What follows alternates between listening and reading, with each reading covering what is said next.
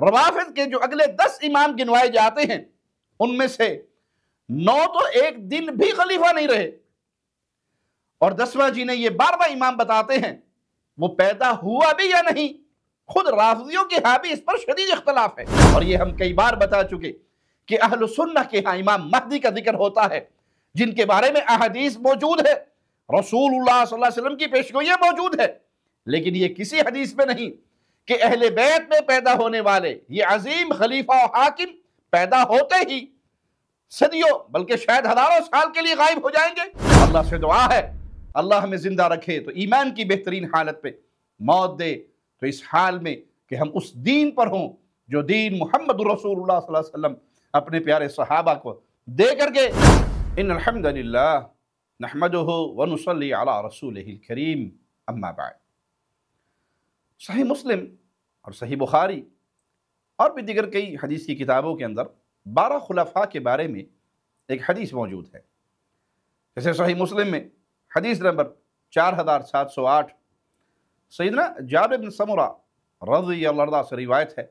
کہ میں نے رسول اللہ صلی اللہ علیہ وسلم کو یہ فرماتے ہوئے سنا، لا يزال الاسلام عزیزا الی 12 خلیفہ، 12 خلفاء تک اسلام غالب رہے گا۔ جابر فرماتے ہیں پھر اس کے ساتھ ہی نبی کریم صلی اللہ علیہ وسلم نے جو فرمایا وہ میں سمجھ نہیں پایا، تو میں نے اپنے والد سمرہ رضی اللہ عنہ سے پوچھا، انہوں نے فرمایا کہ نبی علیہ السلام نے فرمایا تھا کلہم من قریش، وہ تمام خلفاء قریش سے ہوں گے۔ اسی طرح صحیح مسلم حدیث نمبر 4710 میں رسول اللہ صلی اللہ علیہ وسلم کا فرمان ہے، لا يزال هذا الدین عزیزا منیعا الی 12 خلیفہ، یہ دین 12 خلفاء تک غالب اور محفوظ رہے۔ وہ سارے خلفاء قریش میں سے ہوں گے، ابن سبا کی ذریت اور سنیت میں سے کچھ چولے پہنے ہوئے ان کے زرخرید ملازم، ان کا ادھار کھائے ہوئے زمانہ قدیم سے اہل اسلام کو اس حوالے سے دھوکہ اور فریب دینے کی کوشش کرتے ہیں کہ 12 امام والی حدیث تو صحیح بخاری اور صحیح مسلم میں بھی ہے۔ بخاری مسلم کی متفق علیہ روایت ہے، رسول اللہ نے فرمایا کہ میری امت کے اندر 12 امام ہوں گے۔ تو اس روایت سے جابر بن سمرہ سے روایت ہے کہ 12 امام ہوں گے اور سارے قریش سے ہوں گے۔ ایک امام امام علی علیہ السلام ہے، امام حسن علیہ السلام ہے دوسرے امام، اور پھر جو آخری امام ہیں جو 12ویں امام ہیں، اور یہ جو 12ویں کا لفظ میں کہہ رہا ہوں یہ سنی شیعہ دونوں میں، یعنی ایسا نہیں ہے کہ صرف ہمارے ہاں اہل تشیع یہ کہتے ہوں کہ 12ویں امام امام مہدی ہیں، امام قائم ان کو کہیں،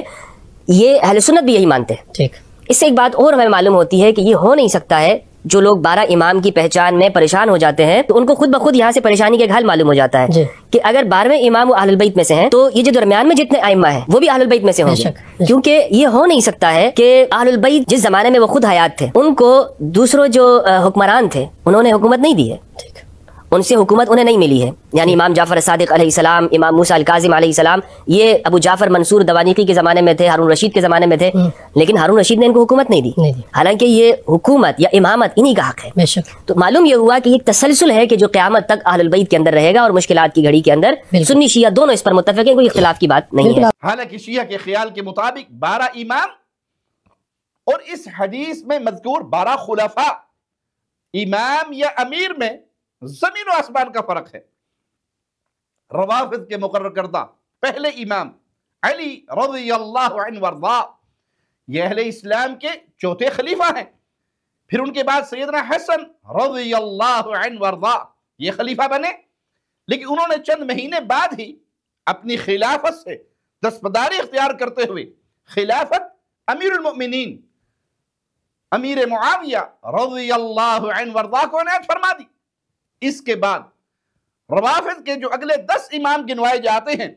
ان میں سے 9 تو ایک دن بھی خلیفہ نہیں رہے، اور 10واں جنہیں یہ 12واں امام بتاتے ہیں وہ پیدا ہوا بھی یا نہیں۔ خود رافضیوں کے ہاں بھی اس پر شدید اختلاف ہے، اور جو 12ویں کی پیدائش مانتے ہیں وہ یہ مانتے ہیں کہ 1200 سال سے اس کا کوئی اتا پتہ نہیں، البتہ کہانی ہے، گھڑی بھی ہے، تراشی بھی ہے 12ویں صاحب کے بارے میں۔ پھر حدیث میں ہے کہ 12 خلفاء تک دین قائم اور نافذ رہے گا، غالب رہے گا، جبکہ ان لوگوں کے جھوٹے عقائد کے مطابق تو دین اسلام کو بدل دیا گیا تھا، حتیٰ کہ اصل قرآن بھی بدل دیا گیا۔ اور 12ویں صاحب یہ امام اپنی پیدائش کے ساتھ ہی اس اصلی قرآن کو، مصحف فاطمہ کو، سیدنا علی کے تیار کرتا ہوئے اس مصحف کو لے کر غائب ہو گئی۔ اب بتائیے یہ دین کا غلبہ ہے؟ وہ اسلام کا بنیادی واقع کتاب اللہ دھرتی سے وہی غائب ہوگی۔ حضرت 12ویں وہ لے کے چلے گئے غار میں۔ پھر نبی کریم صلی اللہ علیہ وسلم نے یہ نہیں فرمایا تھا کہ وہ 12 کے 12 میرے اہل بیت میں سے ہوں گے، بلکہ فرمایا تھا وہ قریش میں سے ہوں گے۔ پھر حدیث میں یہ بات بھی نہیں کہ اس امت میں قیامت تک صرف 12 ہی امام ہوں گے، بلکہ اس حدیث میں 12 خلیفہ تک غلبہ دین کا ذکر ہے، اور دیگر احادیث میں کثرت خلفاء کا بھی ذکر ہے، جیسے صحیح بخاری حدیث نمبر 3455 رسول اللہ صلی اللہ علیہ وسلم فرماتے ہیں وَسَيَكُونُ خُلَفَاءُ فَيَكْثُرُونَ، میرے بعد خلفاء ہوں گے اور کثرت سے ہوں گے۔ یہ حدیث ہے، اور روافض کے ہاں 1400 سال میں بس صرف 12 امام، ان میں سے بھی 1200 سال سے لاپتہ۔ کون عقل مند ہے جو 1400 سالوں سے اس امت میں 12 خلفاء کو یہ سمجھے کہ بہت یہ کثرت ہے، جس کثرت کا ذکر رسول اللہ صلی اللہ علیہ وسلم نے فرمایا۔ اور یہ ہم کئی بار بتا چکے کہ اہل سنہ کے ہاں امام مہدی کا ذکر ہوتا ہے، جن کے بارے میں احادیث موجود ہے، رسول اللہ صلی اللہ علیہ وسلم کی پیشگوئی موجود ہے، لیکن یہ کسی حدیث میں نہیں کہ اہل بیت میں پیدا ہونے والے یہ عظیم خلیفہ و حاکم پیدا ہوتے ہی صدیوں بلکہ شاید ہزاروں سال کے لیے غائب ہو جائیں گے۔ نہیں، بلکہ یہ ہے کہ وہ آخر زمانہ میں ہوں گے، اللہ ان کے ہاتھ پہ اصلاح فرمائے گا، وہ کہیں ڈر کے چھپ کے غار میں کسی کے خوف سے جا کے بیٹھیں گے نہیں، بلکہ ان کے ہاتھ میں اللہ جھنڈا دے گا، جہاد کا علم لے کے نکلیں گے، اور پوری زمین کو امن سے، سکون سے، شانتی سے بھر دیں گے۔ اس حقیقت کو جانیے، اور رافضیوں کے ہمدرد، ان ہمدردوں کے مکر و فریب سے اپنے ایمان کو بچائیے۔ حدیث کچھ ہوتی ہے، یہ ہمدرد دواخانہ اس کو رنگ کچھ اور دے دیتا ہے۔ اللہ سے دعا ہے اللہ ہمیں زندہ رکھے تو ایمان کی بہترین حالت پہ، موت دے تو اس حال میں کہ ہم اس دین پر ہوں جو دین محمد رسول اللہ صلی اللہ علیہ وسلم اپنے پیارے صحابہ کو دے کر کے صحابہ نے اپنے سینے سے لگایا، اپنے سینوں میں محفوظ کیا،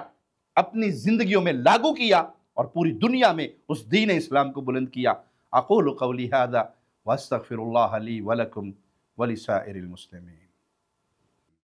ہر لمحہ قرآن اور سنت کا ترجمان، فضیلت الشیخ توصیف الرحمان۔